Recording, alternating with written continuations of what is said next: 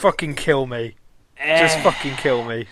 Hello, welcome to AnimuOutsiders. All subscribers gone. Podcast that They're never all gone. fucking posts. They left. It's too late. They're all dead. I'm prepping the noose. Rob, let's meet up and hold hands as we hang Only ourselves. a pure idiot would stay on watching this from this point on. Hey, Dazza. Yeah, seriously, the only people who are like holding out right now are like Holden fans. Oh, the only ones with the slam. willpower. Mm.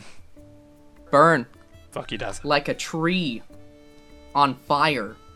They do tend to do that, yeah. Yeah. So I am GoatJesus. I have ascended from the heavens like Daza in a leotard. Fuck you, Dazza, in leotard.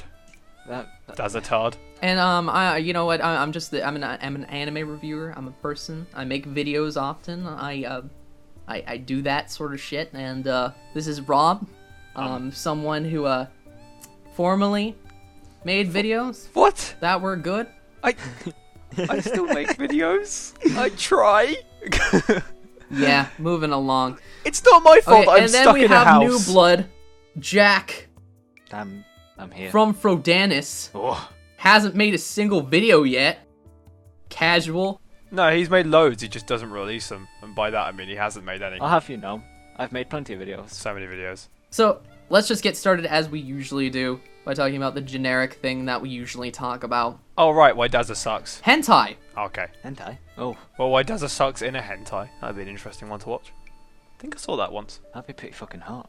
Especially if he was in a leotard. Maybe if he's wearing butterfly wings. So no, seriously, let's talk about hentai. Alright, I love hentai. Uh, think it's the best thing ever. so as a group, we watched Food Taboo. You guys watch Food Taboo. You missed out big time. It was like lolly girls with 10 dicks. 10-foot long dicks. I think I've actually seen it. It's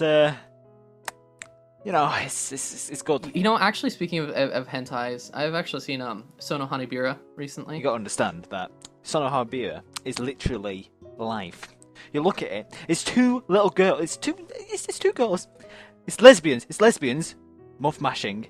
It's just, it's like the whole reason I'm gonna watch Shinsekai Yori now is because of the motorboat and lesbians. Let's be real here, that's the best part of the show. Oh shit, son, I'm watching Shinsekai Yori now. Shinsekai Yori not only has motorboating, but it has the hottest kissing scene under a tree in the meadow I've ever fucking seen. Whoa. 5 centimeters per second and a pretty damn good kissing under the That's actually, tree you scene. know, you're fairly right about that. It was amazing. very subtly done. I actually appreciated But it that didn't scene. have nipples.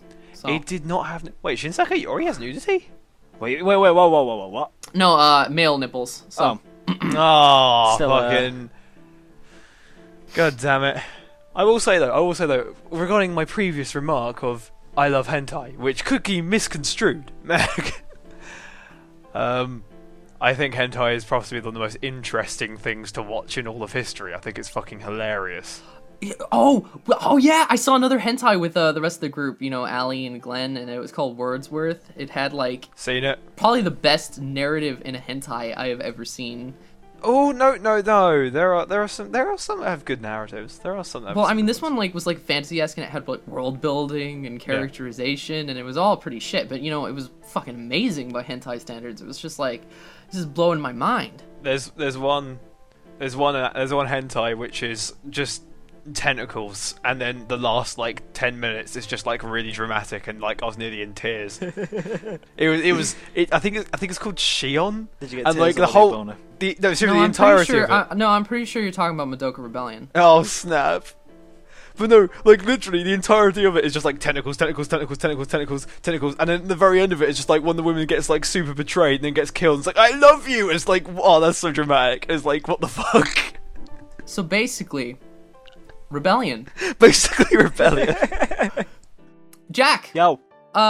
What would you consider to be a show that you've been watching recently that we can talk about? I guess, well, although it's sacrilege that I haven't watched it already, I recently watched Perfect Blue. Oh Yeah, that's so absolutely true. Fucking good. Satoshi Kon is like a god on Earth. He is. It is. No. Perfect Well, Blue is fantastic. was a god on Earth. He's Was slightly a god on Earth. corpsey now. Robbed of an Oscar. Robbed of an Oscar by Black Swan. Yeah, I know. I grave robbed him. You Grave of the Fireflies robbed him. Yeah. Wait. Huh.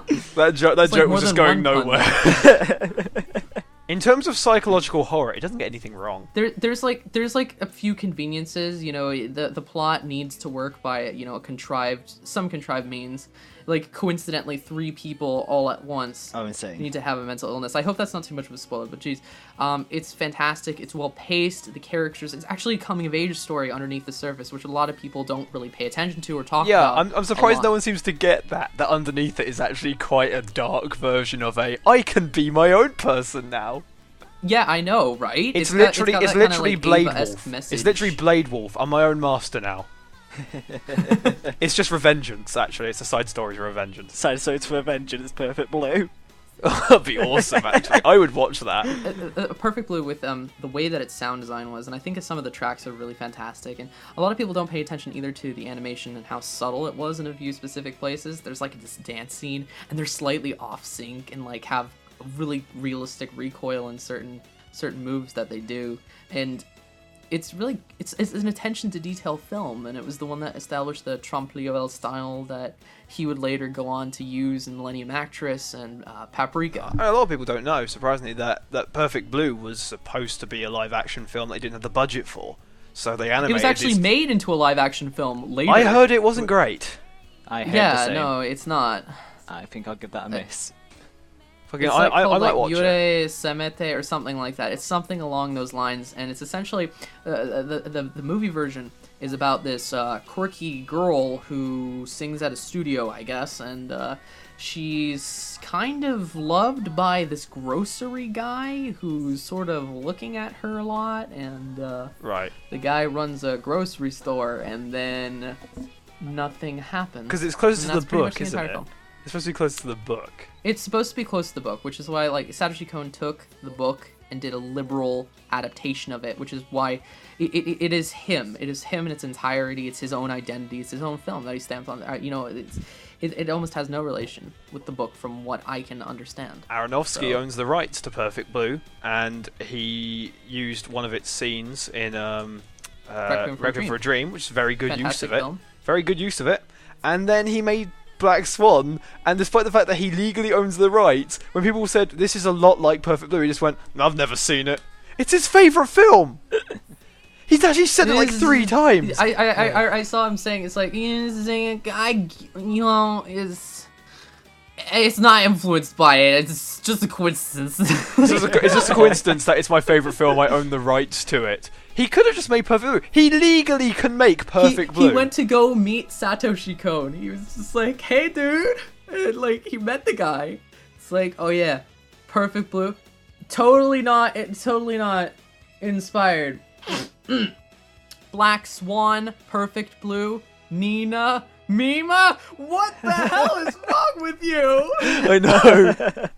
Oh, I'll tell you something quite funny though. This is the weirdest fact I found when just searching on Wikipedia. I believe Madonna is a fan of the film Perfect Blue. Madonna? Really? Yeah. During like a few of her live performances, she actually had like Perfect Blue things in the background, and like lots of references to it. Apparently, she's a fan. That's pretty fucking sweet. I'm not gonna lie. That's Although the coolest thing ever is still the fact that Robin Williams is the world's biggest Evangelion fan. Yeah, that's fucking true. awesome. I actually saw the movie where he had the Ava series action figure, and this little kid was just like Evangelion.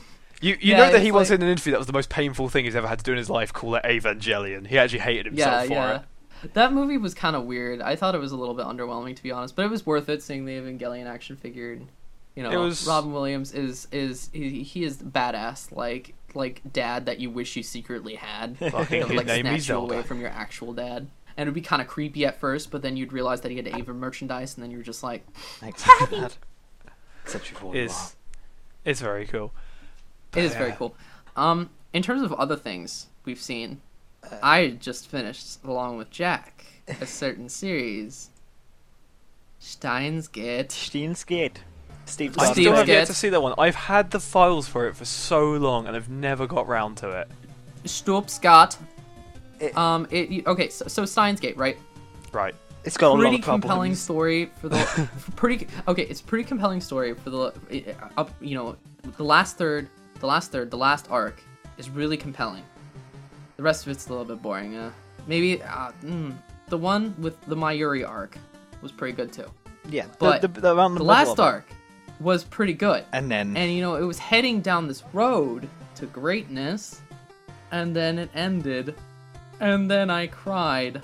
I cried because I was severely disappointed by the ending and thought it was an incredible cop-out, and I can't believe that they did that, and what the hell are you thinking, Steins? What are you doing? He was beyond pissed. But, well, Rob, I was watching it with him at the end, and holy shit, the reaction was worth...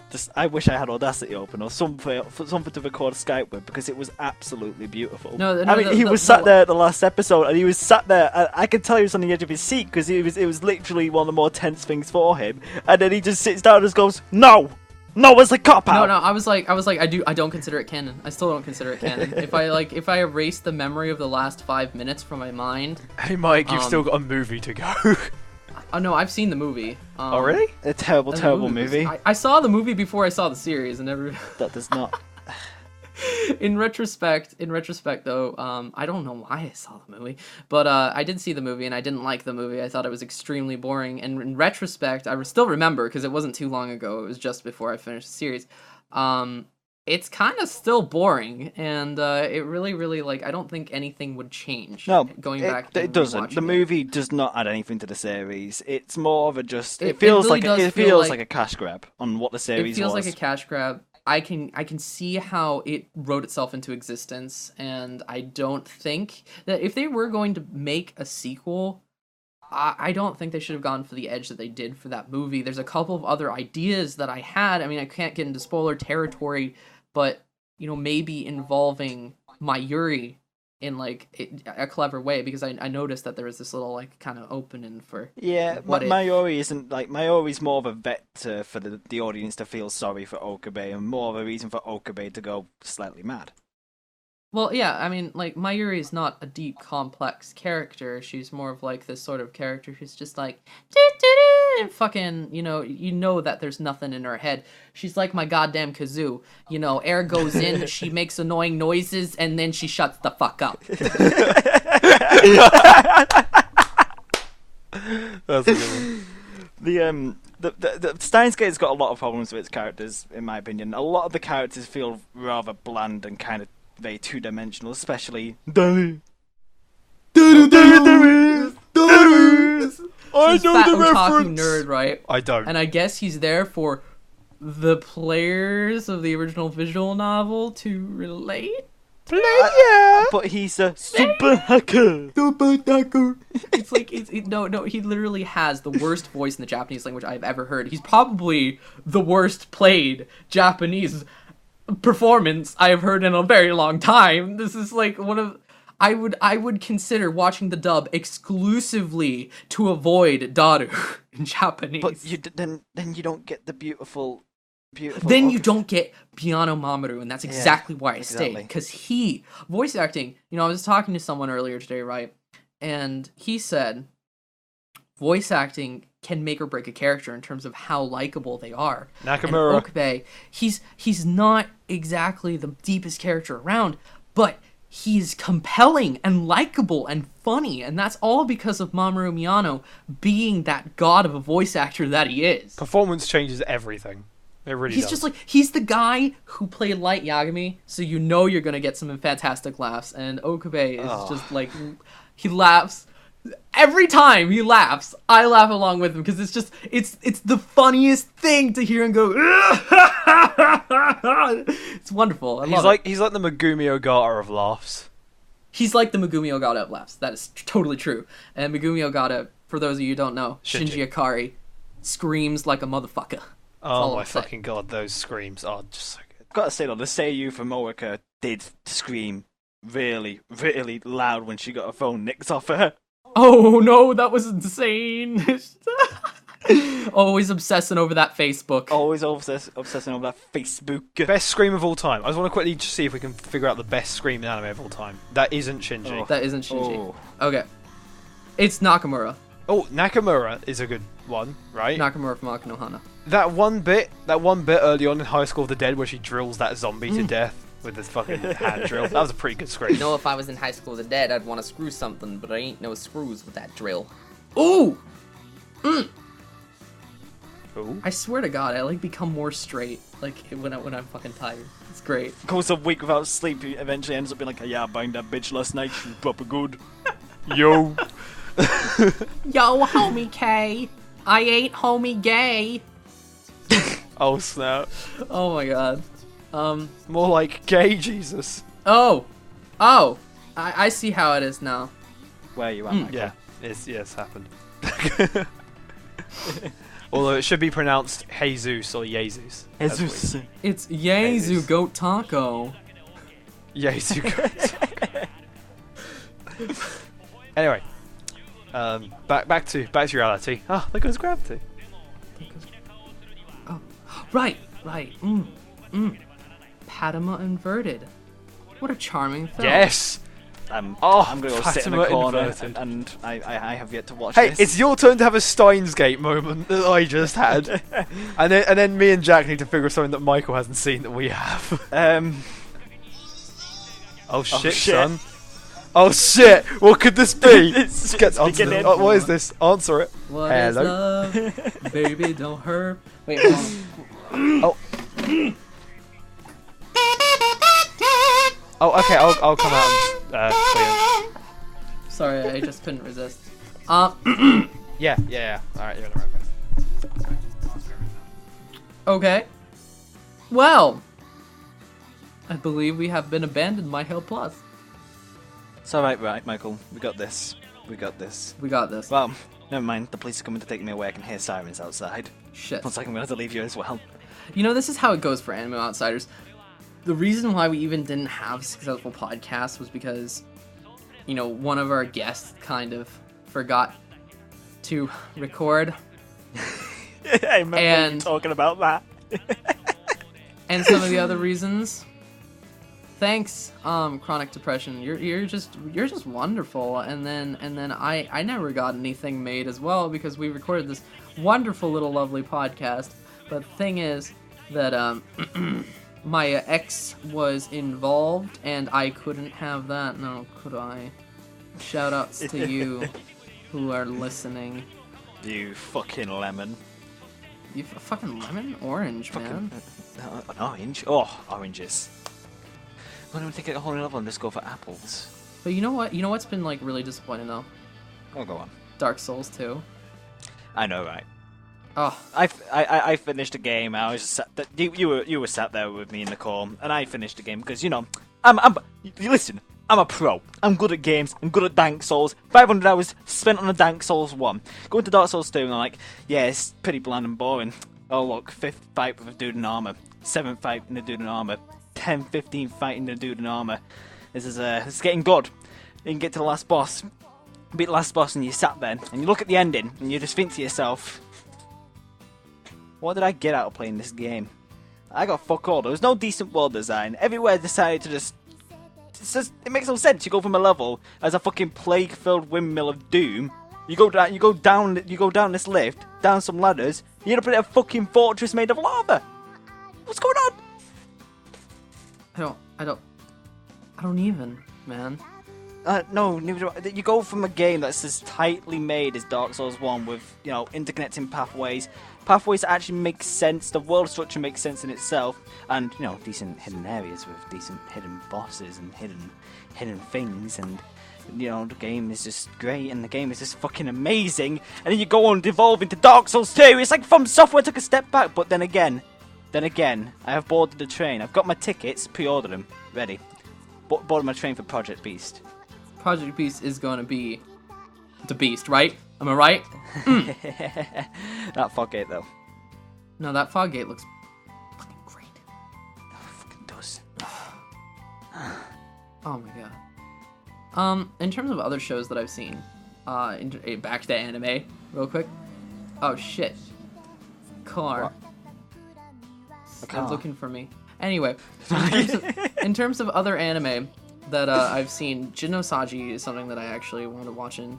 Which is like, you know, it's Silver Spoon, man, and it kind of goes against my I'm so mixed about it because Rama Arakawa writes it, and I love her writing, and I think her comedy works way better for Silver Spoon than it ever has for Fullmetal Alchemist.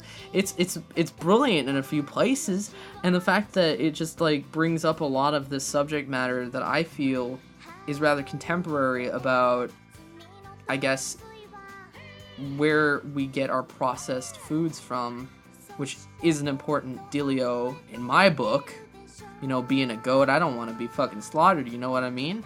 So I know what you're saying, boy. It's really strange, and no, seriously, I think that Silver Spoon was an interesting watch for me, being the hippie that I am, you know, veggie for life and all that jazz, but it's still very strange to actually watch a show that I enjoyed but felt so morally against, if that's weird. Yeah, I know what you mean. I know what you mean about the point with how her writing doesn't work very well at all with Fullmetal Alchemist, because it really doesn't. FMA 2003 and FMA Brotherhood had some major issues when it came to the comedy department, because it kind of fell flat in both aspects. No. FMA 2003 should have taken itself completely serious, and Brotherhood should have had better comedic timing. Some of the jokes in Brotherhood were really good. And some of them were just like, what the fuck is this here for? It's like, I remember there was a specific scene where Edward and Alphonse were in this prison.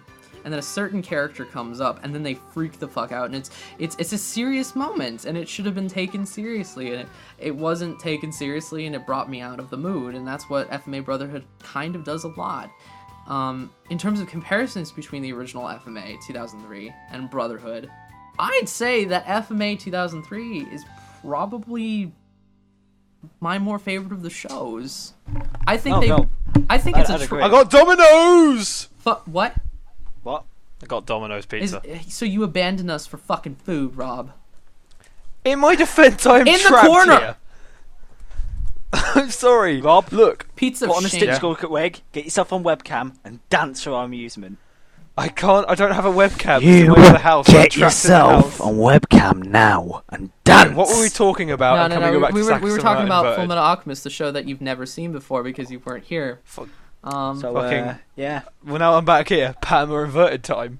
Fair You enough. know what? Michael, we'll continue discussion at another time where I decide to, slip into Rob's house and murder him so we can talk together. Fine. Finish your fucking conversation. But you know what Patema Fucking Inverted do. has, Rob? Does it remind you of Full Metal Alchemist in some way? I'm guessing. No, it has Oh. several E's.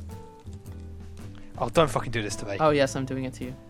In case you Well, guys you don't know. didn't know, Mr. For Rob months. here has been teased by me for months about a secret. For months. A secret that I've had. And all the clues that he has is several E's, but little does he know, I have another surprise for him to guess. The answer Okay.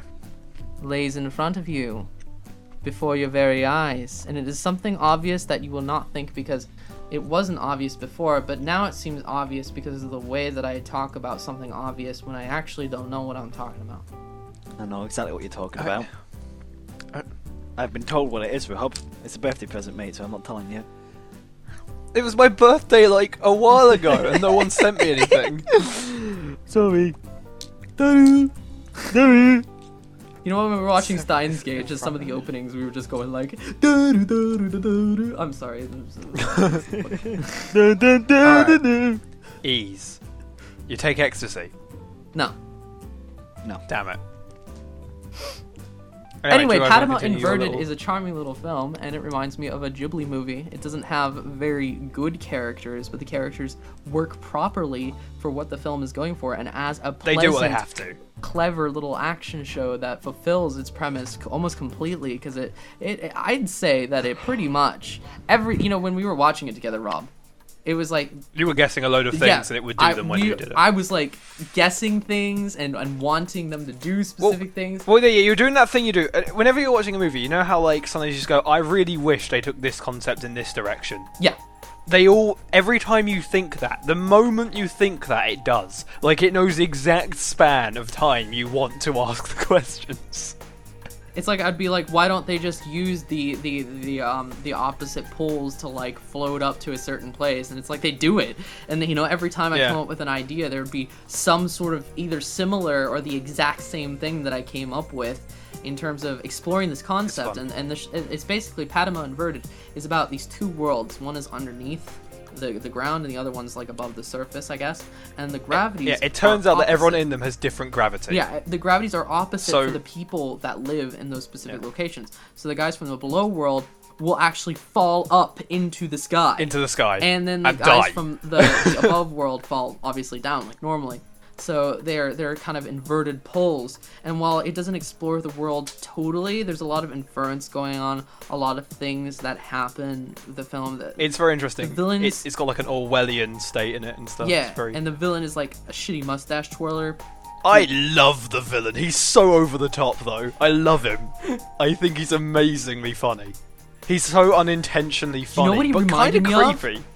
If you've seen Sword Art Online, the guy at the end, the fairy antagonist dude at the end of Sword Art Online, the second arc, it was just like him. It's just like him, the creepy guy. I can't remember his name. God damn it. Oh well. But yeah, fucking Patema Inverted is. I can't get the Origins comparison. The reason I say that is because Origins was a film that you first start watching it and it gives you a concept. And the first 5 minutes are fucking amazing. You should watch them anyway. But you start watching it, and as it goes on, you get this concept. You goes, I'm digging this concept. Don't spoil this for me, movie. Don't ruin this concept. And within 10 minutes, it becomes so typical and boring and ruins it completely. Because the entire script for the last half hour is just a guy saying Tula over and over and over again. Because the female character in that is completely useless. But this movie, it did an Origins thing for me. It was like, it started off, I was like, don't fuck this up. Please don't. I beg you. And it never did. It never let me down. And I was so in love with it for that. And also the idea of falling into the sky is fucking scary. Oh. And it presents how scary that is. Mm. It does a good job of saying, hey, this would be a fucking terrifying thing to do. No, like... But yeah, it's a great film. It's boy meets girl, except one's always in danger of falling into the sky. It's a typical kind of film, but with a twist, and it's well executed and definitely worth a watch. It's nothing groundbreaking, but the concepts are I will say though, fascinating. an hour in, it has one of the best reveals I've ever seen. Oh yeah, like you know exactly what I'm talking about. That exactly slow burning reveal. The animation. It's got like really a reveal that pretty happens in that movie too. It was like something between Disappearance of Haruhi and a Ghibli film, and weirdly like almost like Hisoda in like a place or two. So it had a lot of like subtle CG use. So yeah, but Jack, it's a great movie. Jack, have you seen anything else recently? Recently, obviously watched Steins with you, and we just what stuff? Anything that you've seen on your own? Anything that I've seen on my own? I watched Angel's Egg again the other day because I thought I haven't watched a movie in like 4 years. Might as well give it a rewatch. I was like, yeah, no, it still is amazing as I thought it was beforehand. I also ended up rewatching all of like Wolf Children, Summer Wars, and The Girl Who Leapt Through Time because I wanted to compare the three movies and like. I was asked which three of them were my favourites in order, and my favourites in order of being the favourite to the least favourite would be The Girl Who Leapt Through Time, Wolf Children, and then Summer Wars, which rips off the fucking Digimon movie. Just freaking doing that to me. Mamoru Hosoda, he's this guy that I can totally get behind in kind of the movies that he makes, though. I mean, like, he's a really talented director, and he's a really good successor to Miyazaki. If Miyazaki goes, Hosoda will be that kind of person, I think, to succeed him. As an original I like the fact that he hates Miyazaki, though. Yeah, I mean, there's obviously differences. I think Hosoda is way more contemporary. As for those of you who don't know why, Hosoda hates Miyazaki because Hosoda was, until basically the last day of pre-production, supposed to do Howl's Moving Castle. They do the pitch, and then Miyazaki goes, I like that, I'll take it, and made Miyazaki's Howl's Moving Castle, and Hosoda sort of lost his life project. I would understand that. No, that's a totally justifiable reason to hate Mr. Miyazaki. Yeah, so he made The Girl Who Leapt Through Time to basically spite Ghibli. Weirdly enough, that's why he made it originally. He just went to studios and went, I fucking hate Ghibli, we're making a rival movie right now. He went to Madhouse. And that's how the place to rival Rival Dribboy. Quick question: on the podcast, have we ever talked about the live action Go Electric? Yes, we have. Okay, good. We talked about time I travel. still haven't seen that. I have yet to see that. It's a good sequel. We need to. It's fucking. Have you got Netflix? I have not. Well, Damn if it, you it's do on have Netflix, it's just on instant play, so might as well check it Oh out. wait, you can use my Netflix account. I'm watching it tonight. Okay. I'm supposed to force Allie to watch Antichrist, actually, tonight. That should be interesting. I wonder what she'll think of it. A lot of Lars von Trier's a rather interesting director, I love it. Yeah. and he's a Nazi. He understands Hitler.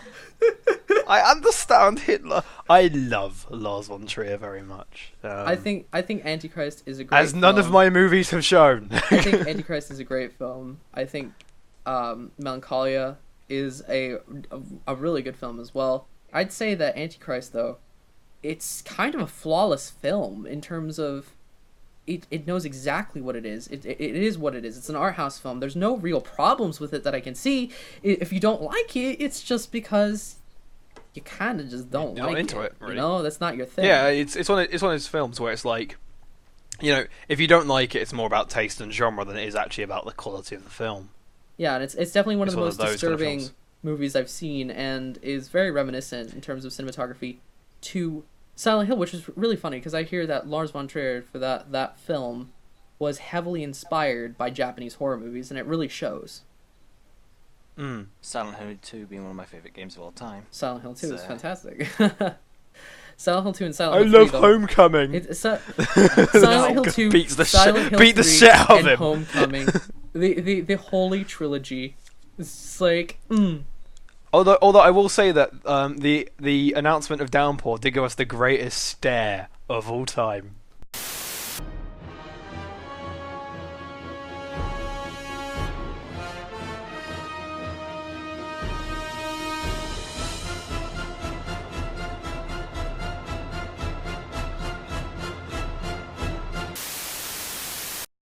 well, Devin Shatsky, shut out Downpour. Oh. But other stuff I've been watching as well, just generally keeping up with the air and stuff. JoJo especially. Oh, 'cause no, it's, we completely forgot to talk about airing anime. Mushishi It's really cool. Good. Oh, I forgot to mention one more thing, except before you go on about airing anime.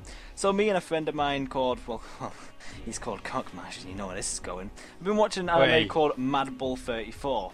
Now this thing is a 4-episode Oh long wait, anime, sorry, what? and it's set in New York and follows the NYPD going around and messing criminals up. And everyone, you have to watch this in the dubs, by the way, because if you don't get the New Yorker accents. And it is probably one of the best anime I've ever seen in terms of just making me laugh. It's one of the So wait, it's anime cops. It's anime cops. Mad Bull 34. That's awesome.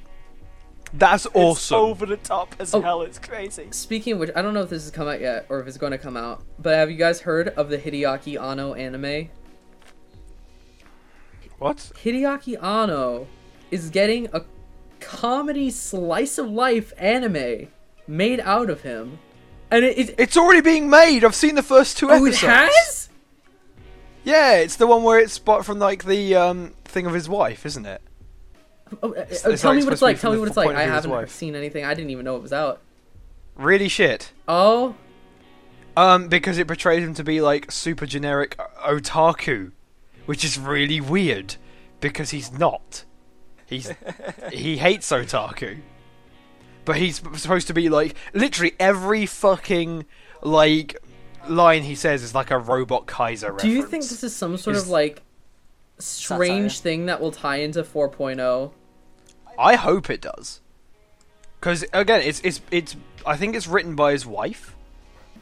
Because if I remember correctly, it's supposed to be like semi-autobiographical, and like the wife is for some reason portrayed looking like a baby, which looks really weird. But yeah, they're like 3-minute shorts, and I mean they have some good jokes in them, but they're not. You don't learn anything about Hideaki Anno. You don't really. His character is surprisingly poor. Which sucks because I'd love to see a show about Hideaki Anno. I think Isn't he's a Hideaki Anno fascinating married man. to Sailor Moon creator? Yes, I believe he is, Dude, or something like that. That's awesome, yo. Although that does mean we could get guest directors in new guest director Anno in New Sailor Moon. Speaking of which, Utena, guys, watch it. Revolutionary Girl Utena is like best fantasy deconstruct. I love it. It's great. It's great. Never say the word deconstruction. We've banned it. It's a worrying thing subversion. to say because people freak out if you say deconstruction. Utena is a subversion of fantasy tropes. Subversions. But oh man. Oh. The only thing I've been watching that's airing recently, apart from Patema, but that's a film that sort of came out on Blu-ray. Data Live season 2. How I is love that? it because it's Data Live. It's Data Live. It's weird. It's quite different. I don't know because I think it's like a different studio. So I think the guy who directed it had to go and make his own studio because of budgetary reasons and that. So the animation's tiny bit different. It's subtly different, but you do kind of notice it, which is a little bit annoying. It sort of gets in the way because, like, I can see the difference in this animation. It's a bit more lewd. It's a bit more. I wouldn't say fan servicey. It does more jokes at the expense of fan service. So like it has like Yuri jokes and things like that in it more now, but that's because they're currently dealing with twins and a lesbian, so that kind of makes sense. But it's more Data Live. It's got some decent emotional stuff to it. It's fucking funny. It's consistently good humour. Love the characters still. As dumb as it can get. As cliched as it can get. I love it. And I'm having a lot of fun with it. And the last episode ended with a pretty cool cliffhanger, which I'm actually like interested to see. Because the action's pretty decent still. There's some like really cool ship battles now. Like there's fucking like 2 ships, so they're actually like going at it whenever they meet, which is kind of cool. So they've added ship battles to it, and yeah, I like it. It's an expansion pack, and I appreciate it. You know, I completely forgot about this, but I finished Kill la Kill. I didn't get to talk about that. No, you didn't. No, Kill la Kill is together, didn't we, Michael? Kill la Kill is this. Okay, it's surprisingly really deep, and I just feel like the characters were incredibly three-dimensional, and I don't know, like, at first, they seem one-dimensional, but then they were fleshed out, and especially characters like Lady Satsuki and Ryuko, they got some real time to really change and develop throughout the course of the series, becoming incredibly complex characters, practically symbolic of the ideologies that they represent, which are complex themes involving sexuality and openness of the mind. And like, worshipping really? for anime tropes. No, it's a piece of shit. Okay. I knew where it was. I was going to say, right? I was fucking panicking because I was just like, wait, so because the thing is that when you were watching it, I wasn't watching it when you guys were because I haven't seen it, as obviously. But what's kind of odd was that like one episode, everyone go, that was a pretty shit episode. Next episode, everyone's like, oh my god, it's the best episode, fucking yeah. It's very Kill the Kill. inconsistent with its quality. No. Really is. I enjoyed it. Don't get me wrong. It's not good, but I enjoyed it, and I feel like it's a very fun experience. I don't regret watching it. I know that It there's doesn't like take itself too seriously, and that's what I really enjoy no, about it doesn't. Would you recommend it? Would you recommend it, or would you just say I watched it? I there you would go. recommend watching it. Just watch it and see what you think about it yourself. It's more of a it's a It subjective depends on thing. whether or It's not a you serious find the sense of subjective humor thing. funny, because it is a satire of a lot of shonen tropes. It is essentially I don't think it's a fucking maho shoujo just because there's like maho shonen in it too. But anyway, the Right. point is that it pretty much follows the structure of like Super Sentai girl fighting against a lot of things in a stripper outfit, and it's like, you know, it's a lot of fun. It has a kick-ass soundtrack. It does satire shonen, as I said before, and it just depends on whether or not you find it to be funny in its attempts. It kind of wears thin in several places though, especially Mako's family. Holy crap, they're Right. awful. So bad. I think it's because you said soundtrack, but we'll quickly say, just quickly go back to Data Live. New opening theme is still really good because the first one had an amazing opening theme, and they've got a new one. Mushi Shizoku's opening theme might be one of my all-time favorite openings. Like, it would definitely make it into my top 20. I think it's very simplistic, but the song gets to me. The new JoJo opening is like up there my favourites right now. It's just so goddamn catchy. Yeah, both Data Live themes are currently up there for me as well. They're really catchy and have some really cool visuals to go with them as well, which is nice.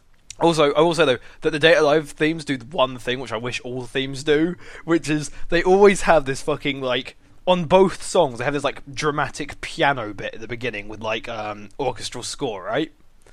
But they use that for the opening speeches. So it's like there's always like a character who will always do the speech at the beginning of the episode, and it's just like just describes what the sort of thing, what the theme is of this episode. So it's like really dramatic music. It's just going like Yuri is when two girls love each other very much. Doo doo. It's like yes, and then it gets to the opening theme, and it's really good. It actually works really well, and I was like, it makes you so hyped for like what's gonna come on. It's really cool, and like when there's a cliffhanger, like they use that to refresh it. So it's like a few sentences just going, "He is in a desperate place right now." Do do do do do, and it's really good. So yeah, I wish more shows had like fucking dramatic speech based openings because that's a really cool thing you can do. Yeah, guys. So any final words? You what, mate? Fucking You you what, casual mate? scrub. You need to step it up, Michael. Come on. MCM soon. I know, mate. That's a thing. I'm not going it. I'll tell you what we are going to though. Baby metal concert. Oh yeah, no, mate. It's gonna be fucking hype. Random thing. If you are going to the concert in London, the Baby Metal concert on July 7th, yeah, give us a shout because we'll be there. Me and Jack will be there, and it'll be wonderful because we love. Well, I at least love Baby Metal. I think they're fantastic. Also, I'm for May 29th. I'm actually doing a birthday live stream on my channel, GoatJesus. So check that out if you guys are interested. And Jack and Rob will both be there, and maybe a few links might slip out. So that should be interesting. Well, this has been GoatJesus. And shit. Nice. It's nice joke. Yeah, at the end there, it was beautiful. I like how it tied into everything. It was really clever. Fucking best. Well done. Proud of you for that one, Michael. Yeah. Let's kill him. Rob, I'm planning out the murder right now. Well, thanks for watching, guys, and we'll see you next year more than likely.